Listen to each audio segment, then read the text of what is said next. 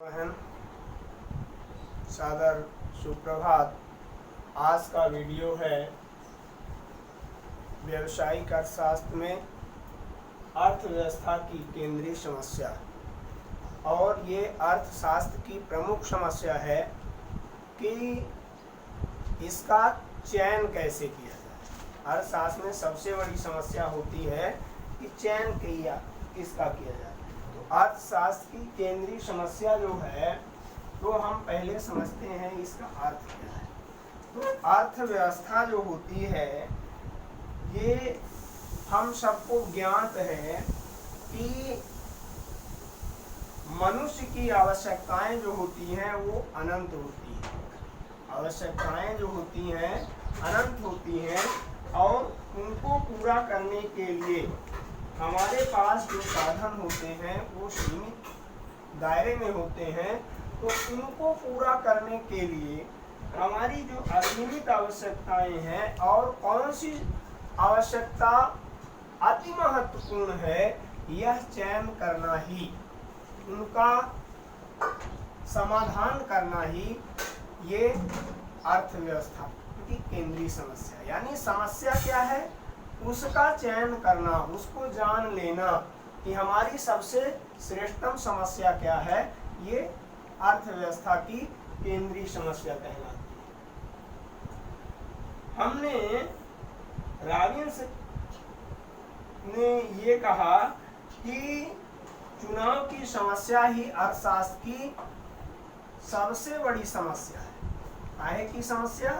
चुनाव की समस्या, समस्याओं का चयन करना। जैसे हमारे पास अगर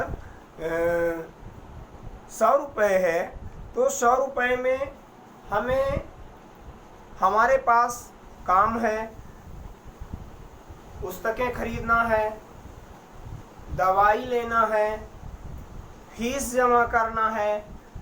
तो हम इन सब में यह चयन कैसे करें कि कौन सा काम हमें पहले करना है और हमारे पास निश्चित मात्रा में ही रकम है। जैसे मान लीजिए हमारे पास 100 रुपये है और हमारी पुस्तक भी 100 रुपये में आ रही है। हमारा स्वास्थ्य गड़बड़ है अगर, तो स्वास्थ्य में 100 रुपये की दवा लग सकती है। और अगर हमारे फीस की, परीक्षा फीस की अंतिम डेट आज ही है और हमको फीस 100 रुपये जमा करना है, तो हमें चयन करना होगा कि कौन सी समस्या, कौन सी आवश्यकता हमारे लिए अति महत्वपूर्ण है। क्योंकि अब इनमें हमें इसका समय बाद में मिलने वाला नहीं है, उसको हम अनिवार्य रूप से चयन करेंगे। तो किसी का मकसद हो सकता है कि चलो भाई परीक्षा का समय आ गया है, परीक्षा की डेट खत्म हो जाएगी, हम परीक्षा से वंचित हो जाएंगे, हमारा साल खराब हो जाएगा। किसी का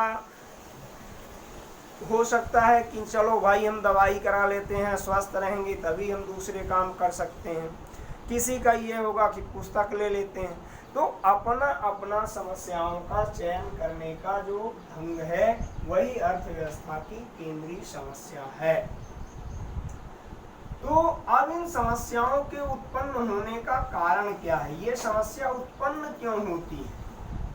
तो पहला कारण है असीमित आवश्यकता। व्यक्ति, कहा जाता है कि आवश्यकता ही आविष्कार की जननी है। तो अगर लोगों के पास आवश्यकताएं ना हो तो कोई भी व्यक्ति कोई भी काम ना करे। तो असीमित आवश्यकताएं, साधन जो है हमारे पास सीमित होते हैं और उन सीमित साधनों के बीच में हमारी आवश्यकताएं जो होती हैं वो अनंत होती हैं। तो उन अनंत आवश्यकताओं के बीच में सीमित साधनों के साथ उनको पूरा करना होता है, तब वही हमें चुनाव की समस्या उत्पन्न होती है। तो अर्थव्यवस्था की सबसे बड़ी समस्या है चुनाव करना, और वो का उत्पन्न होती है असीमित आवश्यकताओं के कारण। दूसरी समस्या है अलग प्राथमिकताएं। जैसा अभी हमने आपको पहले उदाहरण में बताया कि हमारे पास निश्चित रूप से सीमित राशि होती है और आवश्यकताएं अलग अलग हो सकती हैं, लेकिन उन आवश्यकताओं का हम जितने लोग हैं वो अपनी अपनी प्राथमिकता के आधार पर उनका चयन करेंगे। जैसा हमने अभी बताया कि कोई सोचेगा कि हम स्वस्थ रहेंगे तब अलग काम करेंगे तो चिकित्सा करा लेंगे, किसी के मन में होगा कि नहीं परीक्षा जरूरी है, फीस आज के बाद जमा नहीं होगी तो हम परीक्षा से वंचित हो जाएंगे। तो ये अलग प्राथमिकताओं के आधार पर लोगों का अलग अलग चयन होता है, वो अलग अलग अपनी प्राथमिकता के आधार पर वो समस्याओं का चयन करते हैं। तीसरा है सीमित साधन। साधन जो होते हैं वो सीमित होते हैं, जितने लोग हैं उतने साधन पूरी तरह से नहीं है कि सभी के लिए सभी साधन सब ही साधन सब संख्या के अनुसार निर्मित हों, ऐसा संभव नहीं है, क्योंकि ये साधन जो होते हैं चुनाव की समस्या उत्पन्न करते हैं और किस आवश्यकता को संतुष्ट किया जाए, किस आवश्यकता को असंतुष्ट रहने दिया जाए, ये सीमित साधनों पर निर्भर होता है। साधनों का वैकल्पिक प्रयोग। साधनों का वैकल्पिक प्रयोग में जैसे लकड़ी को ईंधन के लिए फर्नीचर बनाने, मकान बनाने आदि कामों में प्रयोग किया जाता है, अतः हमारे सामने यह समस्या उत्पन्न हो कि किस साधन का हम किस काम में प्रयोग करें। साधनों का वैकल्पिक प्रयोग, जैसे हम बिजली है तो बिजली का मूलतः प्रकाश के लिए, मशीनों को चलाने के लिए, तो आजकल हमने देखा कि उसका अन्य प्रयोग भी बहुत सारे किए जा रहे हैं। दैनिक जीवन में सामान्य साधनों का वैकल्पिक प्रयोग किया जा रहा है, तो अपनी आवश्यकता के अनुसार साधनों का वैकल्पिक प्रयोग किया जाता है। साधन जहाँ सीमित मात्रा में होते हैं और उनका प्रयोग अनेक होता है, जैसे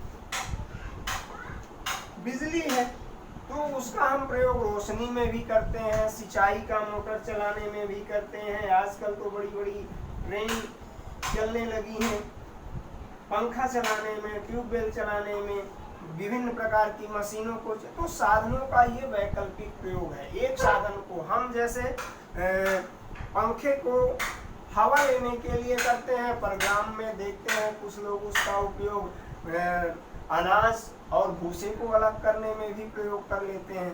तो इस तरह से साधनों का वैकल्पिक प्रयोग हम कैसे कर सकते हैं। फिर चुनाव की समस्या। उपयुक्त तथ्यों से हम देखते हैं कि उपयुक्त जो ये 3-4 तथ्य हमने देखा कि असीमित आवश्यकता, अलग प्राथमिकता, सीमित साधन, साधनों का वैकल्पिक प्रयोग, तो इनके माध्यम से हमने देखा कि कोई भी व्यक्ति, परिवार अथवा देश अपने सीमित साधनों से सभी आवश्यकताओं को पूरा नहीं कर सकता, क्योंकि उसकी आवश्यकताएं अनंत होती हैं और साधन सीमित होते हैं, उनसे वो पूरा नहीं कर सकता। तो इसके लिए उसको चुनाव करना होता है,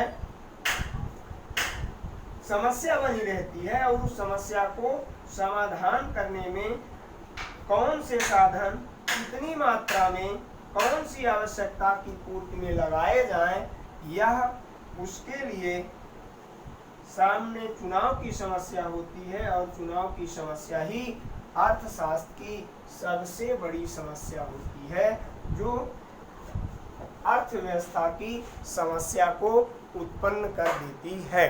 तो हमने देखा कि अर्थव्यवस्था की केंद्रीय समस्या उत्पन्न होने के प्रमुख 5 कारण हैं: असीमित आवश्यकता, अलग प्राथमिकताएं, सीमित साधन, साधनों का वैकल्पिक प्रयोग और चुनाव की समस्या।